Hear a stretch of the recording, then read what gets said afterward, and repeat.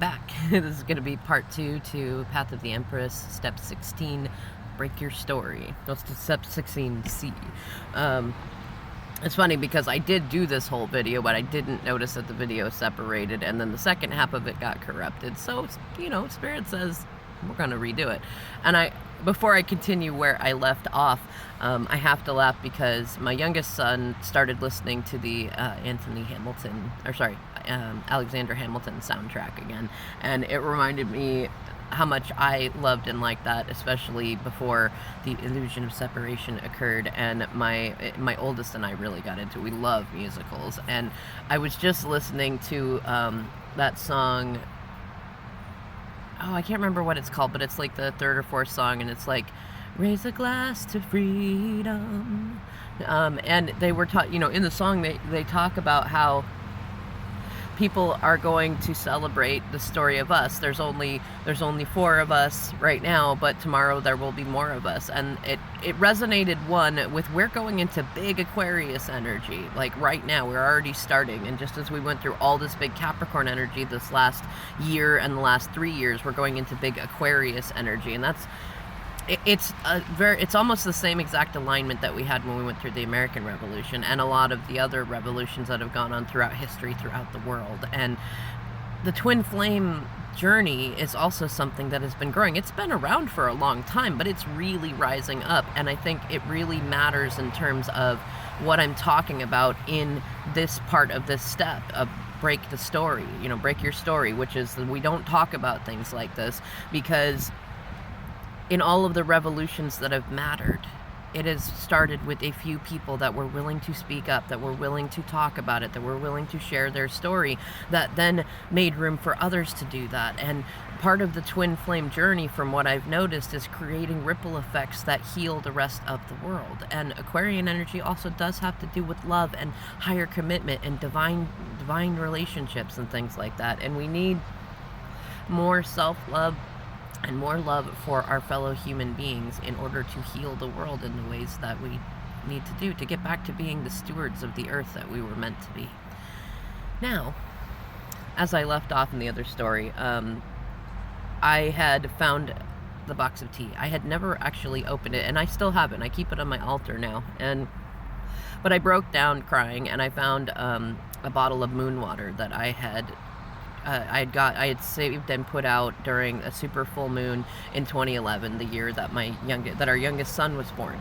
And he was breech, and so it had to be cesarean, and that reminded me of all the sweetness and good things that my DM did, most especially when we were in the cesarean section, and he protected me, and he was there for me, and he was there for our son, and we had particular things we did not want done in there that the doctors did not prefer, and he was brilliant in that. And I broke down just crying my eyes out, and it was one of the first times that I'd really even just cried. But I never before would have talked about things so publicly. I never would have put it out there. And one of the things I did is I couldn't figure out what I wanted to call him at this point. I didn't have DM as a term yet, but it felt far more significant than like just some guy I was with. And we'd had 2 kids, known each other going on 20 years and had been together 14 and a half years. Like I also was still dealing with some of my shadow work, and I knew that the karmic that he got into situationship with had been trying to work him over for months before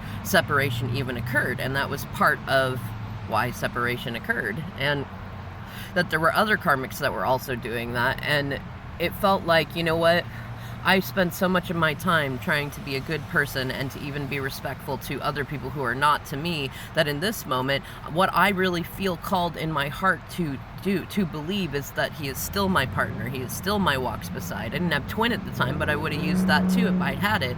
And I said, you know what, I don't care what other people think. They're on their own journey. I'm not hurting anybody, and I'm just allowing myself to feel how I feel. And maybe it'll be crazy later, but right now I'm going to let myself do it. And publicly, I just kept referring to him as my partner.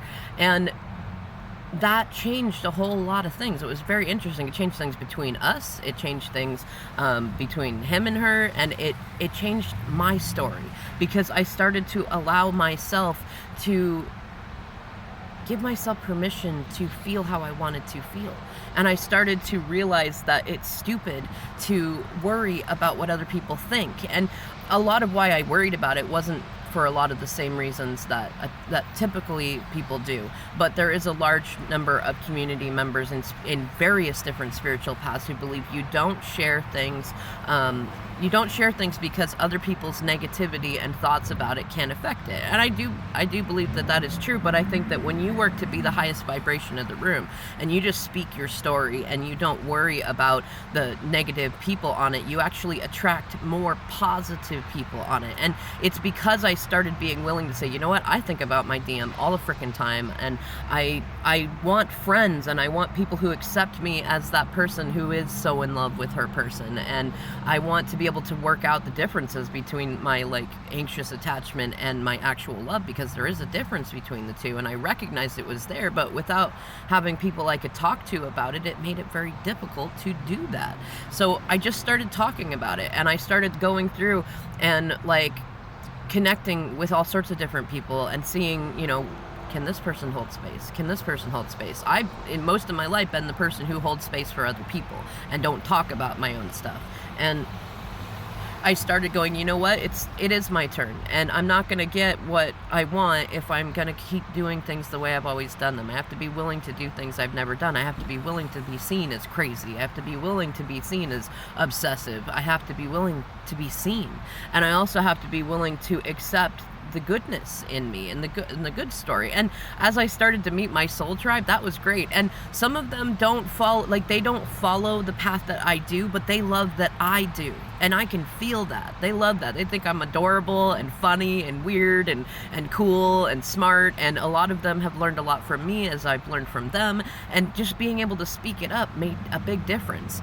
And that song, oh, that's funny. There's a song on the radio right now it's by James Arthur. It says "Falling Like the Stars." I haven't heard it. It seems like a new one, but I just listened to a reading while I was waiting for my other video to upload by Divine Maverick called "Twinkle Twinkle Little Star," and I had already been seeing stuff with the star, and the star card is Aquarius. Like, that's what it's most related to too. So and we've also got the Christmas or Bethlehem star coming up on the 21st. It's in alignment with solstice and the great conjunction between Saturn and Jupiter, and an aspect to Uranus, and like that more Aquarian energy. And I know that a lot of you have been wishing to be able to talk about your story, and I know a lot of people do recommend don't talk about it, or we all just go, I know how you feel, I don't want to talk about it to other people because they won't understand, or trying to explain it is very challenging, which it is. I mean, putting these steps together and trying to figure out what parts of my story to use or other stories or things like that, it's not always easy, but I got there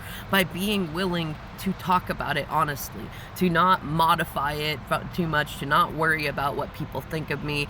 And that got me my soul tribe, and that got me to a point where I've been able to help others doing it this way. And I stopped worrying about the why or the how, and I started to allow my old story to break. And as I allowed my old story to break, and then I started embracing the absurd and intentionally breaking it, going like, you know what, I don't like this rule that society has. I'm going to flout that rule and do something completely different because I can, because I want to. That's when more magic started happening. And here's the other thing too. For those of you that are feeling called to follow this part of this step, manifestation works by our belief in it. So if you're not willing to talk about your story, if you're not willing to talk about how much you genuinely love your DM, if you're not willing to face the shadows of what parts of that are attachment traumas, if you're not willing to talk about codependency or any addictions or things like that, if you're not willing to be seen as crazy, then you're manifesting a wonky vibration. Because the more you talk about things, the more that you think about your story in the ways that you want to, the more you manifest it. And this is what most of the gurus talk about. You have to believe in it regardless of whether or not anybody ever validates it or gets into it. And you're not going to find other people who actually, well, you will. You found me, right? You found other readers who are into it. But it's going to be slow that you find your community and your soul tribe if you're not willing to talk about your story. If you're so worried about what other people think, start to break that story and start to break other parts parts of your story. If you've had chronic pain or long-term illnesses or mental illnesses, things like that, really start to break that story. Start to get out your journal and write about an imaginary timeline where you've healed from all of that, or you never had it in the first place and it was a misdiagnosis, or any other thing that you can possibly do to challenge where you are at, and most especially challenge your stories of victimhood. Break those stories. You are not a victim. You may have been victimized, but don't associate that with being a lifetime victim. We can go through parts of our story and be victimized without becoming victims, right? Anyways, I'm running low on memory space on here, and I don't want to do a part 3 to this. So if you have any questions, or if you want to challenge what I'm saying, even, go ahead and do that in the comments below. But break your story. Start doing it, because when you allow that tower to happen, you can get down to the bare bones, just the roots of your story, and rebuild from there a story that you prefer much more. I'll see you in the next video. Thanks for watching.